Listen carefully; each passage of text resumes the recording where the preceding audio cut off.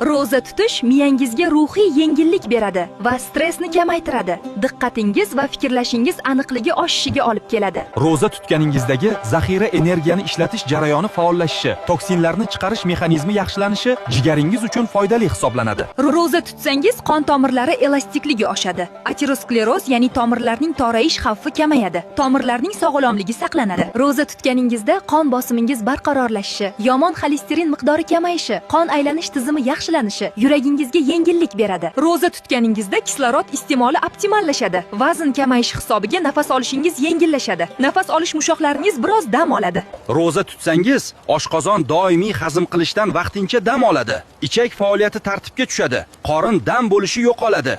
Ro'za tutishingiz sizni eng xursand qiladigan narsa, ya'ni yog'laringiz sizni tark etishiga va metabolizm optimallashishiga yordam beradi. Ro'za tutish yaqinlar orasida mehrni yanada oshirish bilan bir qatorda inson organizmining har bir a'zosi uchun foydali hisoblanadi.